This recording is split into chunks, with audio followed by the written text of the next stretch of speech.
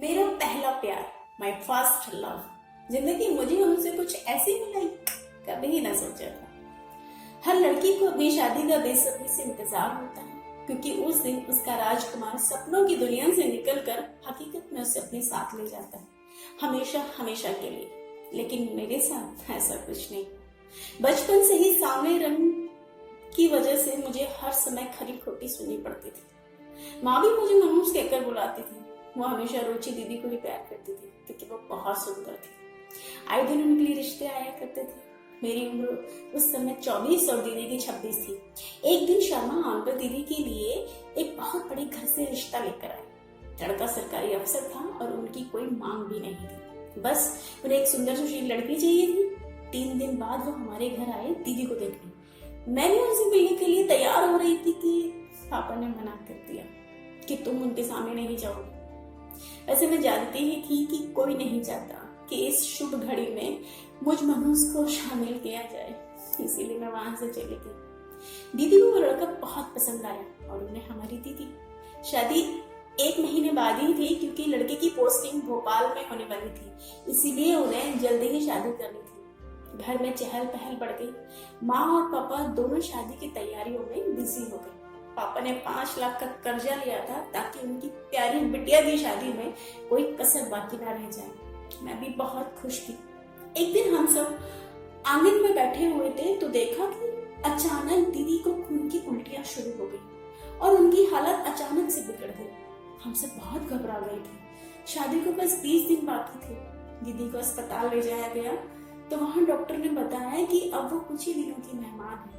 ये सुनकर हमारे पैरों के तले जमीन खिसक गई। पापा और मामा पूरी तरह से टूट चुके थे और मैं भी उस दिन अपनी मनुष्यत को कोस रही थी। अस्पताल से 3-4 दिन बाद दीदी को छुट्टी मिल गई और वो घर आ गई। उसने आते ही सबसे पहले अपनी मंगेतर को फोन किया और सब कुछ साफ साफ बता दिया।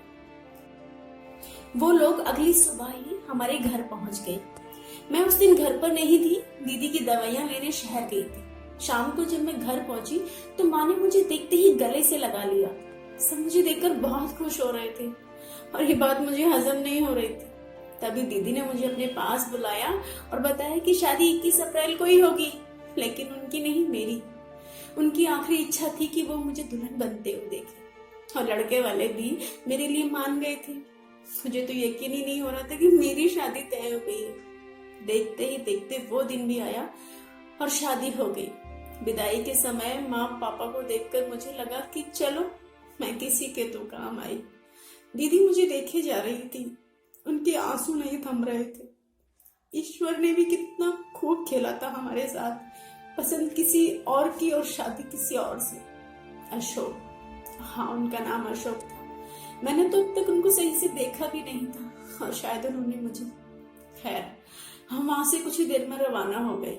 ससुराल पहुंची तो मुझे यकीन नहीं हो रहा था कि ये सब मेरे स्वागत के लिए खड़े हैं। सभी रस्मों को पूरा करने के बाद भरा पूरा घर धीरे धीरे खाली हो गया। उस घर में सिर्फ 2 ही लोग रहते थे, अशोक और उनकी माँ। जब मैं अपने कमरे में पहुंची तो देखा अशोक पहले से बेड पे लेटे हुए थे। मुझे बहुत घबराहट हो रही थी। मैं जैसे ही कमरे में अंदर पहुंची तो वो जाग गए और उठकर खड़े हो गए।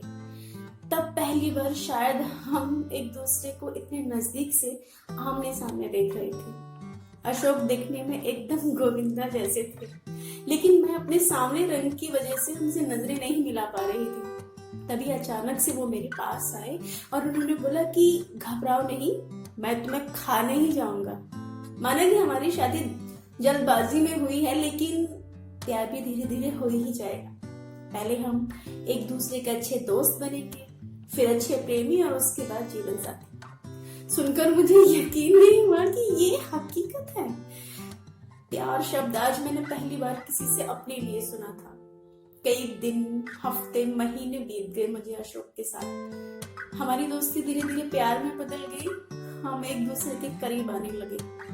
तब मुझे पता चला कि जरूरी नहीं है कि शादी से पहले ही आपको प्यार हो, शादी के बाद भी आपको आपका प्यार मिल सकता है, आपको किसी से प्यार हो सकता है।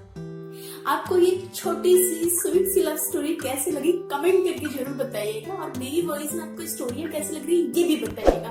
और ये कहानी पसंद आई तो प्लीज चैनल को सब्सक्राइब कर दीजिए, लाइक कर दीजिए, शेयर कर दीजिए और खूब सारा कमेंट कर दीजिए। And thanks for the watching.